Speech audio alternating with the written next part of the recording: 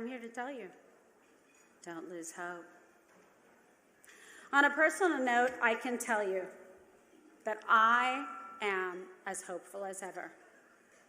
Because Americans from all walks of life have had enough of the Democrats' decline, and we are ready, we are willing, and we are able to spark a new era of American exceptionalism. You can clap for that.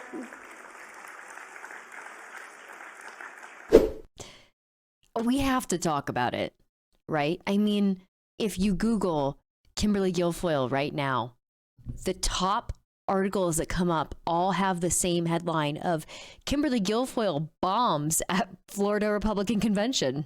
At least Jeb Bush had the decency and the humbleness to ask people to clap when he did the same thing back in 2016 with the please clap.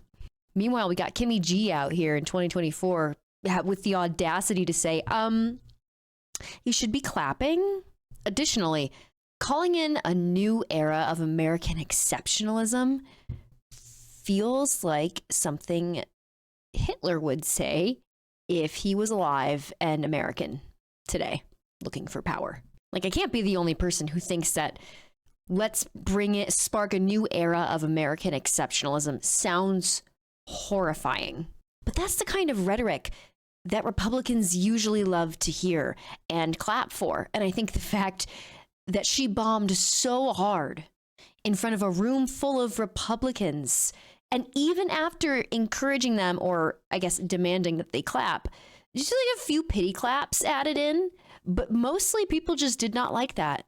And I think it's a testament to how a lot of these Republican leaders, speakers, I wouldn't really call her a leader, but they're losing credibility and they're coming across really just embarrassing. They're embarrassing themselves and they're embarrassing their party. Very well. How are you doing? Nice to see you, Marcy. Good to see you. Yeah. First time here? First time here. Yeah. Thank you for coming. Of course. Yes. Now, he lies about everything, of course. He calls me weird, but then he lies about how his kids were conceived. Who does that? That's just the weirdest thing I've ever seen. You firsthand. There we are. All right, my friends. All right. Should we toast here? Yes, we need to See, toast. this is the good stuff here. It's I like high caffeine, low calorie.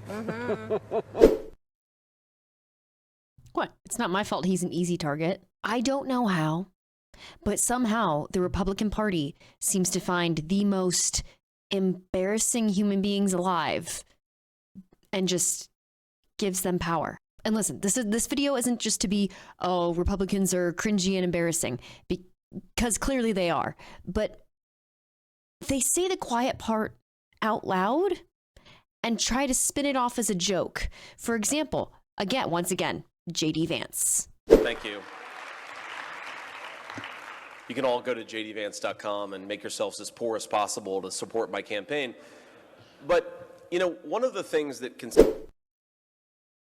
Possibly a funny joke if you're a comedian, like doing stand-up, and that's your job, or something like that. Not so funny when you're running VP and the people who are voting for you are poor due to inflation, don't have access to health care, can't afford groceries for their family. And here you are, a known grifter, joking that they should make themselves poor to support your campaign. And if you noticed, nobody laughed, nobody cheered, nobody thought it was funny. In fact, JD Vance himself has lost so much credibility and likability that he performs poll-wise worse in his own region than across the board of the United States, which is already looking a little sad. Does JD Vance help Trump in those states? Not according to the favorable ratings.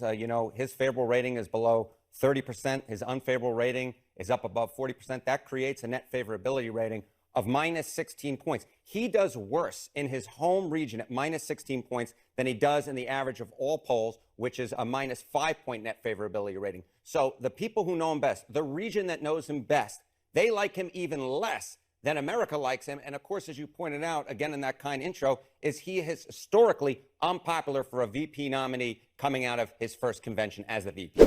People distrust and dislike JD Vance so much that it's causing people to support and donate to Kamala Harris, someone they don't like. There are people who don't like Kamala Harris who are donating to her because they have lost all faith and trust in people like Trump and JD Vance. And what I heard from voters in purple, red, and blue districts over the last few days is that matters to them. They don't trust JD Vance to order donuts. They certainly don't trust him to order American families on if, when, and how they can have children.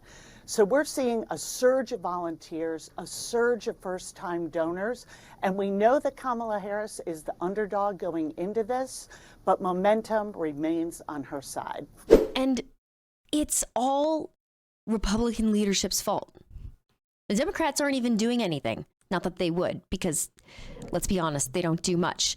But they don't have to do anything because you have people like Donald Trump running for president once again, claiming that immigrants in Ohio are eating people's pets on a debate stage in front of national cameras. If you did not spend your Monday perusing right-wing social media, good for you. But you may have missed the latest and craziest Republican talking point. I mean, this is a post from the official account of the House Judiciary Committee. Yes, that is an AI-generated image of Donald Trump wading in a body of water, cuddling a duck and a kitten. The text reads, quote, "Protect our ducks and kittens in Ohio." The official account of the House Judiciary Committee posted that. The official account. Republican leadership is backing the claim that immigrants in Ohio are abducting and cooking and eating people's pets. I mean, you have multiple official tweets about something that is entirely made up that he grabbed off of someone's Facebook page and did no legitimate research into. Just said, yep, that's a great talking point. I'm going to take this. I don't blame anyone for losing faith, losing trust, and finding the leadership all around embarrassing. Thank you so much for watching. If you want to check out some of my content that isn't news related, you can check out my personal YouTube channel at Bad Gamer Wyatt. And until then, I'll see you in the next video. Thank you.